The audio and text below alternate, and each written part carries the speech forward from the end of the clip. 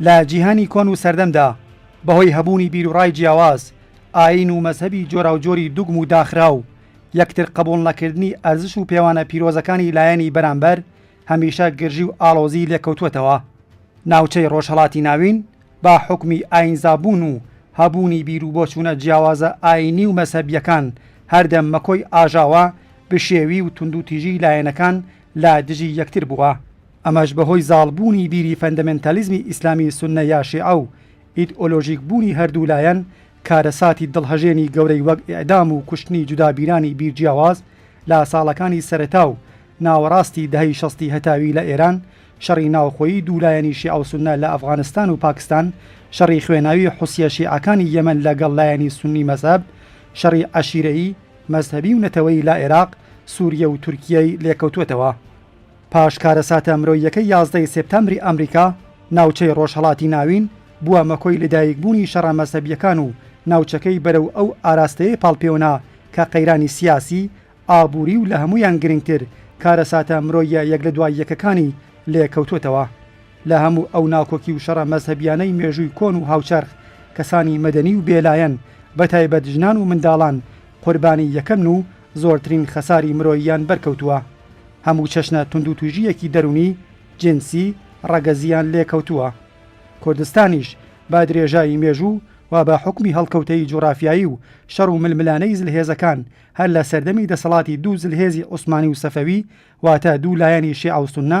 ئەو پانتاییە گەورە بووە کە هەردەم تووشی کاولکاری، سووتان، ئەنفال و کوشتنی بە کۆمەڵ بووەتەوە. لە مێژووی پڕهەوراز و نشێوی خوێناوی نەتەوەی کووردا لە سەدان ساڵ پێش ئێستا کارەساتی هاوشەوەی دوێنەی ئەنفال و کارەساتی ئەمڕۆی شەنگال، ڕەبیعە، کوبانی، حەسەکە، قامیشلی، زومار و ئەفرین وەک ڕابردوو دووپات بوونەتەوە. ئەمڕۆ کارەساتە تراژیکەکانی سەردەمی شۆڕشی شێخ عوبەیدوڵڵای نەهری، بارزان، قارنێ و قەڵاتان و سۆفیانمان بیر دەخاتەوە. تەنیا جیاوازیە کەبوونی هەیە ئامێرەکانی کوشتن و ئیعدام ئاڵ و گۆڕیان بەسەردا هاتووە، بیرۆکە هەمان بیرۆکە و ئیدئۆلۆژی هەمان ئیدئۆلۆژیە. لە ماوەی یەک ساڵی ڕابردوودا کە ڕەوتێکی میلیشیای داخراوی ئیسلامی سیاسی بە ناوی داعش لە عێراق و سووریە سەری هەڵدا، یاسا و سونەتە دواکەوتوەکانی 1400 ساڵ لەمەوە پێشیان نەگۆڕانە بەسەر ئەو ناوچانەدا کە لەژێر کۆنتۆڵیاندا بووە پێڕەو کردووە. پەڕاندنی دەستولاق، سەربڕین بە شمشێر و چقۆ، هەڵدان لە بەرزاییەکان، گول لە بارانکردن، دەستدرێژی جنسی بە ژنان و کچان، تاڵانکردنی ڕەنجی دەیان ساڵەی مەزهب و ئاینە جیاوازەکانی دەرەوەی بازنەی ئیسلامی سوننەی سەلەفی واتە داعش وەک کردەوەیەکی شەرعی و ڕێگە پێدرا و پیرۆز هێناوەتە سەرشانۆ و مێژووی پڕ لە تاوانی خۆیان تا دێت ڕاشتر دەکەن و جنایەت و کارەساتی نامرۆڤانە و ناسەردەمیانە لەگەڵ خۆیان بەرەو پێش پاڵ پێوەدەنێن. ئەرە وەزیەتەی کە ئێستا لە عێراق هاتووەتە ئاراوە هەر هەمومان دەیبینین دەرەنجامی سیاسەتە هەڵە و ناڕاستەکانی نوری مالکی سەرۆک وەزیرانی عێراقە کە وەکو هاوڵاتی سەیری کەمایەتیە ئاینی و نەتەوەییەکانی لایەنەکانی عێراقی نەکردووە و تەنیا شتێکە ئەو ڕەچاوی کردووە و کاری بۆ کردووە فەقەت کوتلە و لایەنەکەی خۆی بووە کە شیعە بووە و لە ماوەی حکمڕانی ئەودا هەم لایەنی کوردی و هەم لایەنی سونی بە تایبەتیتر لایەنی سونی فرامۆش کرده بوو و دیارە سیاسەتەکانیش بەرامبەر بە هەرێمی کوردستان چۆن بوو کە لە ماوەی ڕابردووە دیمان، بەڵام سیاسەتی بەرامبەر بە سونیەکان کە تا ڕادەیە کەمتر لە حکمڕانی عێراق لەم ساڵانەی ئەخیرا بەشدار بوون، سیاسەتێکی تۆڵەسەنانەوە بە نسبەت دەوڵەتی سەدام حوسێن کە لە پێشوودا تاوانی زۆری کرد و بەرامبەر بە شیعەکان، ئەو بە هەمان سیاست و بیرۆکەوە هاتە سەرکار کە بە جۆرە لە جۆرەکان تۆڵە لە سونیەکان بکاتەوە و سونیەکانی پەراوێز کرد لەم ساڵانەی ئەخیرا کە بینیمان و ئەوە بوو سونیەکە گروپێکی تۆرۆریستی بە ناوی داعش پیا بوو کە بۆ دفاع لە سونی و بۆ بەرگری بەناو بەرگری لە سونی و پیا بوو کە ناوچەیە لە عێراق بەناو ناوچەی مووسڵ و ئەوانەی کۆنتڕۆڵ کرد و لە یەکشەوە شکستی بە ئەرتەشەکەی مالکی هێنا و بە میلیاردها دلار کەوتە دەست گروپێکی تۆرۆریستی بە ناوی داعش و گروپێکی تۆرۆریستی کە میلیاردها دلار سەرمایەی بێ ئەشێ بۆچی بەکاری بێنێ معلومە لە سیاسەتی ئەو گروپە کە دیاریکراوە بۆ کاری ترۆریستی بۆ کاری تێکدەرانە بۆ ترس و تۆقاندن بۆ پێکێنانی ڕعب و وەحشە لە ناو خەڵکە بۆ پەرەپێدانی سیاسەتی خۆی لە هەموو ئەو دیاردانە ئیستفادەیەکە وەک گروپێکی ترۆریستی کە دەبێ خۆی پێ گەورەکاتەوە و ئەوەی کە دەیبینین لە ڕاستیدا بەرهەمی سیاسەتی مالکیە کە وەک سەرۆکوەزیرانی وڵاتێکی پێشکەوتو و دموکرات معاملەی لەگەڵ کەمایەتی ئاینی و نەتەوەییەکاندا نەکرد تەنیا لایەنێکە بە ڕسمی ناسی لایەنی خۆی بوو کەوی شیعەیە و بە دەستور و بڕیاری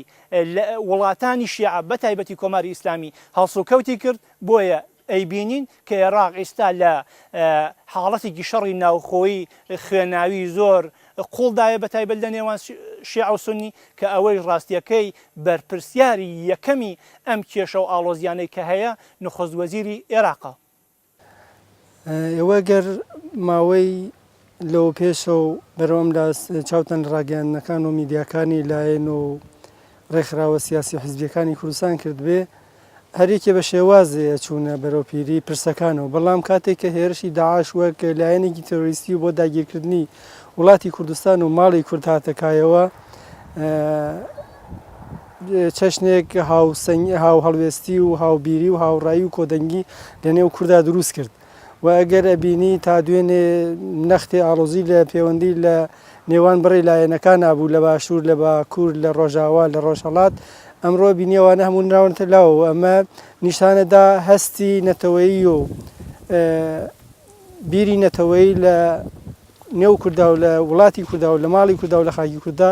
زاڵە بەسەر هەموو پرس و لایەنەکاننا و کورد دەتوانێت لە کاتی تنگانە سەرڕای هەر جیاوازی لە بۆچوونێ و هەر بیر و باوەڕێک کە هەیەی لەسەر پرسە گشتیەکان و لە پرسی نەتەوەیە کۆدەنگ و هاودەنگ و هاوڕابێت. هێرشی ماوەی ڕابردووی داعش بۆ ناوچەکانی کوردستانی ڕۆژئاوا و شەهید و بریندارکردنی کوردانی ئەو ناوچانە و دواترش هێرشیان بۆ سەر ناوچەکانی ژێردەسەڵاتی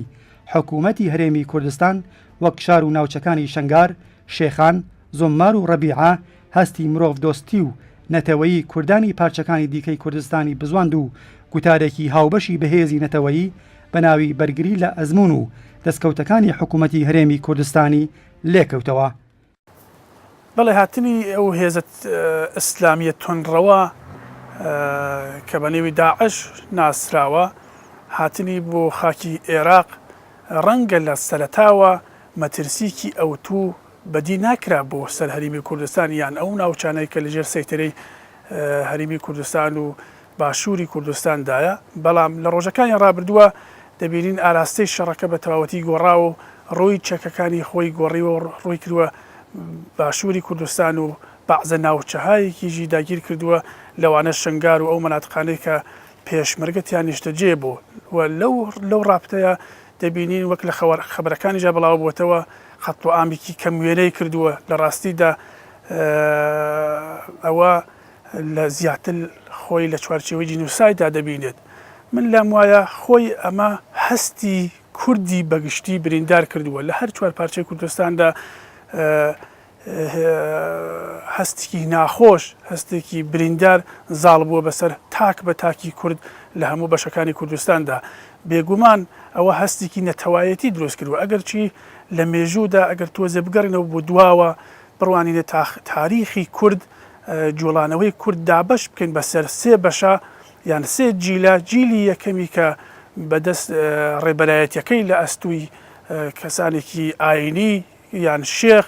یان بەرحاڵ بە جۆرێک تر بووە جیلی دووەمی کە جیلێک زیاتر بزوتنەوەکان لە قاڵبێکی حەزبا خۆیان نوان و سەرکردایەتەکەی زیاتر هەوڵی خۆناساندن یان حەزب ناساندن یان بەگشتی ئەو بزوتنەوانە هێژمۆنیکی نەتەوەیی زاڵیان بەسەر هەر چوار پارچە کووردا زاڵ نەکردووە بەڵام دەبینین ئەم جیلە سێومە کە بەشێکیی بە هاتنی داعش ئەگەرچی پێش هاتنی داعش ئەو هەستی نەتەوایەتیە چۆن دنیای ارتباطات و دنیای مەجازی وای کردووە کە نزیکایەتەکە زۆر زیاتی کردووە ئەمە وای کردووە کە هەستەکان بخوێنرێتەوە ببینرێت بە چاو ڕۆژانە تۆ مشاهدەی ئەو هەستاکەی کە خەڵکی کورد بەگشتی لە لای دروست بووە بێگومان ئەو هەستی نەتەوایەتی زاڵە ئێستا بەسەر هەموو پارچەکانی کوردستانە دەبینین ڕۆژانە خەڵک مراجعاکەن، ڕۆژانە خەڵک نەگەرانی خۆیان دەرەبڕێن، ئامادەگی خۆیان دەربڕیوە لە هەموو بەشەکانی کوردستان ئەو ئامادەگی هەیە بۆ هەموو شێوە دفاع و هەموو شێوەی پاڵپشتی لە کوردی باشوور دروست بووە. ئەو بۆ خۆی دیارە بەشێکی هەڵگرێتەوە بۆ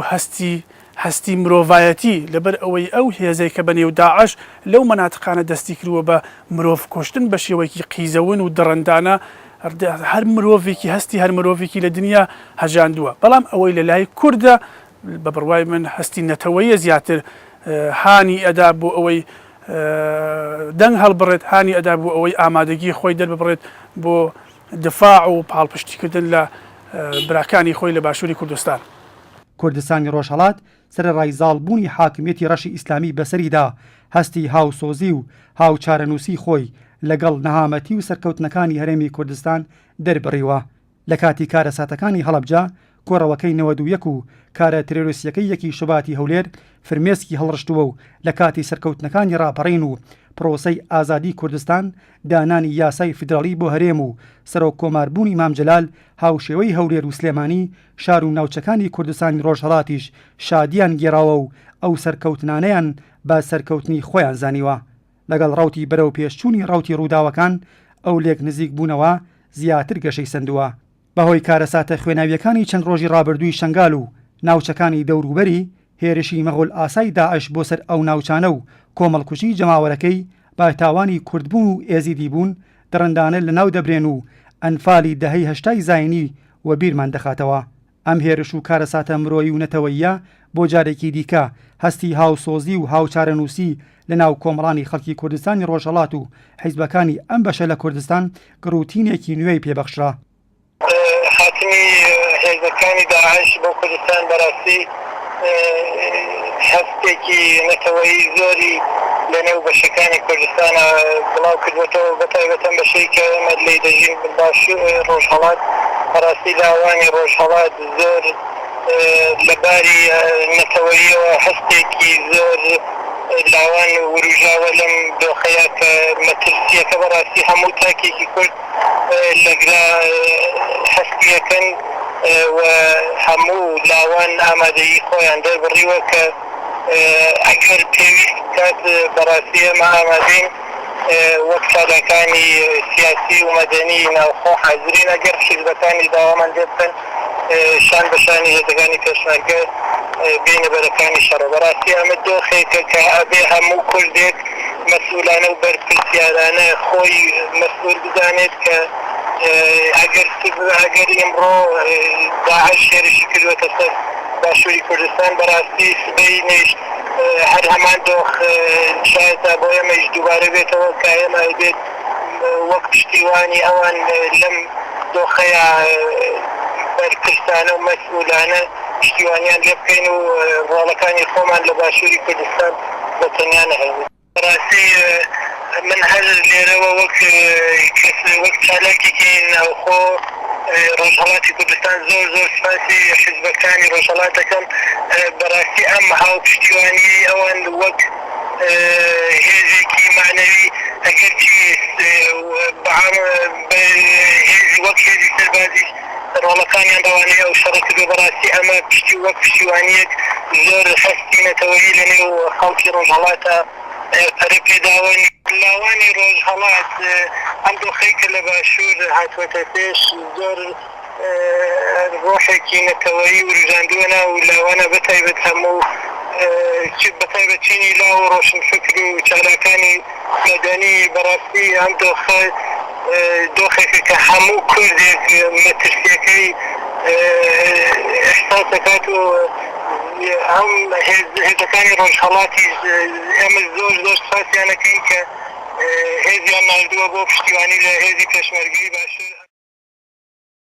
کۆمەڵی شۆڕژگێری زەحمەتکێشانی کوردستانی ئێران هەر لە ڕۆژە سەرەتاییەکانی هێرش و کارە ترۆریستیەکانی داعش و هێرشی بۆ سەر ناوچەکانی کوردستان ڕاشکاوانە و بەبێ هیچ دوودڵیەک ئەو کردەوانەی محکوم کردووە و ڕاگەیەندراوی تایبەت بە ئەم پرسەی لە میدیاکانەوە بڵاو کردوێتەوە. هەمووان دەزانن هێزی پێشمەرگەی کۆمەڵە و سەرکردایەتی ئێمە هەر لە سەرەتاوە بە یارمەتیدانی شۆڕشی کوردستانی باشوور لە هیچ هەوڵێک درێغی نەکردووە. یەکەم شەهیدی کۆمەڵە کاکخانەی معینی لە ناوڕیزەکانی هێزی پێشمەرگەی باشوور و لە ناو خاکی هەرێمی کوردستان بەدەستی حکوومەتی لە ناوچووی باس گیانی بەخت کردووە. لە کاتی ڕاپەڕینی بەهاری 91دا هێزی پێشمەرگەی کۆمەڵە شان بەشانی خەڵکی ڕاپەڕی و هێزی پێشمەرگەی باشوور دژی سەددام و دەسەڵاتەکەی شەڕیان کردووە و شەهیدانێکی لە پێناو دەستەبەرکردنی ئازادی ئەم هەرێمە پێشکەش کردووە و لە مێژووی خۆیدا ئەم شانازیەشی تۆمار کردووە. بەڵام لەگەڵ هەموو ئەوانە کە گروپی ترۆریستی داعش هاتوو ناوچەکانی مووسڵی داگیر کرد و بەشێ لە خاکی سووریەشی لەژێر کۆنتڕۆڵدایە ئێستا کە وردە وردە خۆی جێگیر کردووەوە تا ڕادەیەک سەقامگیر بووە و وڵاتانی ئوروپایی و ڕۆژئاوایش هەر کامێکیان بە تێبینیەلێک کە خۆیان هەیەیان ئەویش بەرامبەر بە حکوومەتە دیکتاتۆریەکەی مالکی هێندە دەخاڵەتیان نەکرد لەو مەسەلەیە و هێرشی نظامیان نەکردە سەردام و دەستگاکانی داعش لە مووسڵ و دەوروبەری بۆیە بە پێویستیان نەزانی ڕاستیەکەی تێبینی ئەوانیش تێبینی تایبەت بە خۆیان هەبوو بەرژەوەندی تایبەت بە خۆیان هەیە و وڵاتانێکی شەن کە دیار و نادیار لە پشت ئەم مەسەلەوەن بەڵام دوای ئەو هەمووە سەروەت و سامانەی کە دەست گروپی داعش کەوت وە تا ڕادەیە سەقامگیر بوو لەو مەناتقی سونی نشینی عێراقا داعش هەر بەوەوە نەوەستا هەوڵیدا پەلاماری کوردستان بە ئەوە بوو کە لە شنگال و مەخمور و داقۆق و ئەو منتەقانە بینیمان کە ویستی بیرۆکەی خۆی بیرۆکەی ترۆریستی خۆی ئەویش لە ڕێگای ترس و تۆقاندن لە ڕێگای وەحشت پەراکەنی هێرش کاتە سەر کوردستان بەڵام بەخۆشیەوە ئەم هەڵوێست و سیاسەتەی داعش لەگەڵ کاردانەوە و واکوونشێکی بەربڵاوی لایەنە کوردستانیەکان چ لە باشوور چ لە ڕۆژهەڵات لە باکوور لە ڕۆژئاوا هێنایە ئاراوە کە سەرە ڕای هەموو کێشە و ناکۆکیەکانی خۆیان وەکو حزبی سیاسی کە هەر کامێکیان ڕێباز و ئەهداف و بەرنامەی تایبەت بە خۆیان هەیە بەڵام لە بەرامبەر مەترسی ئەم گروپە ڕاوەستن و هەر هەمویان خاڵی هاوبەشیان بکەنە پاراستنی دەستکەوتەکانی هەرێمی کوردستان و لەتمەلێدان لە دەستکەوتەکانی ئەم هەرێمە بکەنە خاڵی سوور و بەو شێوەیە کۆدەنگیە پێکات لە نێوان لایەنە کوردستانیەکاندا بە تایبەتی لە ڕۆژهەڵاتی کوردستان کە کۆمەڵی شۆڕژگێڕی وەکو یەکەم حزب هاتە مەیدان و ڕاگەیاندنی دا و داوای لەلایەنە کوردستانیەکان و هێزی پێشمەرگە کرد کە ئامادە بن بۆ ئەگەری ڕوبەڕووبوونەوە لەگەڵ داعش ئامادەی بڕیاری حکوومەتی هەرێم بن و بەبێ هیچ دوو دڵی و بەبێ هیچ گرفتێک بەشداری ئەو شەڕە بکەن و نەیەڵن ترۆریستان دەستیان بە خاکی کوردستان بگا بەو شێوەیە کە لە مووسڵ ئەیبینین ڕەحم بە ژن و مناڵ ناکەن هیچ دام و دەستگا و قوانین و یاسا و ڕێسایەکی نێودەوڵەتی بەڕەسمی ناناسن لە دژی هەر قوانین و یاسایەکن کە تێیدا بەرژەوەندیەکانی ئینسان وەک تاک بەرجەستە بێتەوە و ئەوەی کە بەلایەنەوە مەلاک نییە ئەوان ئینسان و کەرامەتی ئینسانە بۆیە بەخۆشیەوە هەڵوێستی کورد زۆر ڕاشکاو بوو لە مقابڵ ئەوانە و لایەنە کوردستانەکان توانیان بە یەک دەنگ لە مقابڵ گرۆپێکی وەها بوەستنەوە و نێڵن لە هەرێمی کوردستان سنوورەکانی هەرێمی کوردستان ببەزێنێ و بێتە ناو خاکی هەرێمی کوردستان لە هەمان کاتیشدا سیاست و دیپلۆماسی هەرێمی کوردستان بەخۆشیەوە بە جۆرێ بووە کە کۆمەلگای نێودەوڵەتیشی بەلای خۆیدا ڕاکێشاوە بە تایبەت هێزەکان ئەوانیش هەڵوێستیان لە مقابڵ کووردا بە نسبەت ساڵانی پێشووە جۆرێکی تر بووە و گۆڕاوە و ئەمەش نیشانەی سیاسەتی دروست و سیاسەتی ئوسوڵی گەلی کووردە بۆ پاراستنی کەمایەتی ئاین و نەتەوەییەکان بە مەسیحی و بە شەبەک و بە هەموو ئەو پێکاتانێک کە لە هەرێمی کوردستانن و لەگەڵ بە ڕسمیەت ناسینی مافەکانیان ئەوانیشی پاراستووە و زۆرن ئەو پێشمەرگانەی ئێستا لە بەرگری لە مافی نەتەنیا گەلی کورد لە مافی شەبەک و مەسیحی و کلدانی و ئەوانە گیانیان بەخت کردووە ئەمانە بۆ کۆمەلگای جیهانی شتێکی کەم نین لە هەمان کاتا بۆ هەرێمی کوردستانی شەروە ئەوەیش دەستکەوتی خەبات و مبارزەی چەندین ساڵەی گەلی کووردە کە هاتووەتە ئاراوە کە هەموو وڵاتانی ئوروپایی و ڕۆژئاوایی کۆدەنگ بن لەگەڵ ئەم هەرێمە و نەیەڵن گروپێکی ترۆریستی وەک داعش ئەم هەرێمە تێک بە و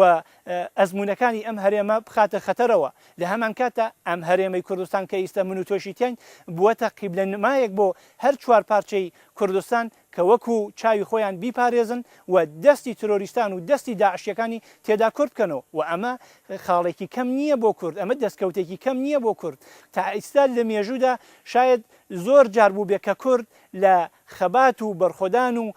لە مەقابڵ داگیرکەرانی گەلی کووردا بەشداریان کردووێ بەڵام هیچ کات بەقەد ئێستا کە ئەیبینین کورد یەکدەنگ و یەکدەست و یەکدڵ نەبووە بۆ پاراستنی بەرژەوەندیەکانی گەلی کورد کە ئەوە بڕوای من دەستکەوتێکی کەم نییە دەبێت بپارێزرێ و پەرەی پێ بدرێت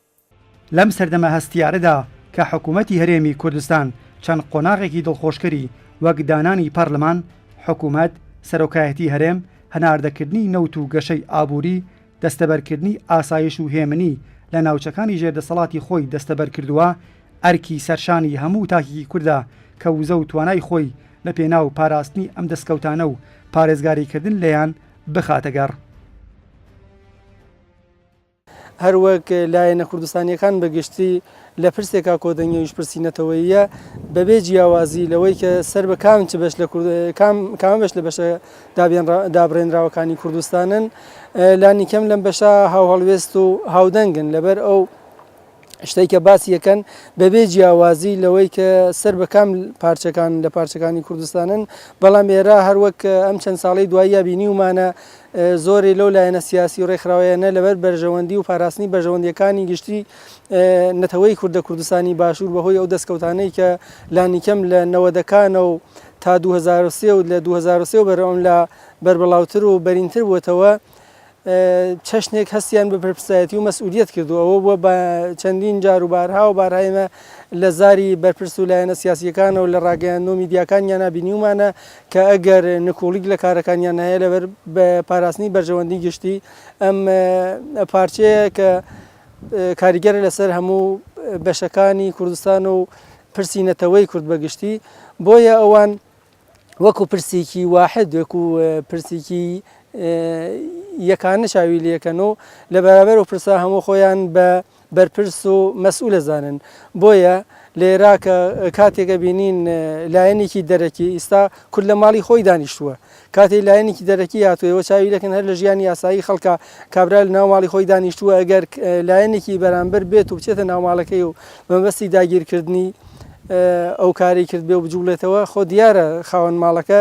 چه هەڵوێستێگرێت و چۆن دەجوڵێتەوە ئیستەیج کوردستان سەرڕای ئەو سنوور دەستکردانەی کە کراوە و بەسەر یا سەپاندوویانە و کۆمەڵێک فاکتەری ترکە ویستویانە ئەویش وەک کەلتور و ئەوانە هەر دەستکردە بەسەر کوردیا بسەپێنن بەڵام نەیانتوانیوە و ئەو سنوورانەی بەزاندووە کوردیستا بینی کوردستانی ڕۆژهەڵات هەمووی لایەنەکان وەک بە شێوازێک لەو پرسە هاتوونەتە بەرەوە خۆیان لێ داوە و ئیعلامی ئامادەگیان کردووە بۆ بەشداری لە شەڕ دژی داگیرکەرانی کوردستان و دژی هەر چەشنە دەستدرێژی بۆ سەر وڵاتی کورد و خاکی کورد و نەتەوەی کورد بەگشتی. کۆمەڵی شۆڕژگێڕی زەحمەتکێشانی کوردستانی ئێران وەک ڕابردوو ئەو وزە و توانایی هەیە کە بۆ بەرگری لە ئەزمون و دەستکەوتەکانی شان بەشانی هێزی پێشمەرگەی حکوومەتی هەرێمی کوردستان دژی هەر هێز و ڕوتێکی ناحەز بە دەستکەوت و سەرکەوتنەکانی کورد چێ داعش یا ڕوتێکی تیرۆریست شەڕ بکات و بەرەنگاری لە بوون و مانەوەی ئازادی و دیموکراسی و ئەزمموی حکوومەتی هەرێم بکات چونمانەوە و بەردەوامی سەرکەوتنەکانی ئەم هەرێمە بە سەرکەوتنی بەشێک لە پارچەکانی دیکەی کوردستانی دەزانین و تا ئێستاش چ لەباری سیاسی کللتوری و کۆمەڵایەتی کاریگەری ئەرێنی بووە لەسەر باقی پارچەکانی دیکەی کوردستان وەک ئەرکێکی نەتەوەیی بەرپرسیارانە و بەو پەڕی هەز بە مەسئولیەتکردنەوە خۆمان بەو هێزە دەزانین کە دەبێت وزە و تواناکانی خۆمان لە پێناو بەرژەوەندیە گشتیانەتەوەی یەکەماندا بخێنەگەڕ. دیارە هێزەکانی ڕۆژهەڵات ئامادەکی دەربڕینی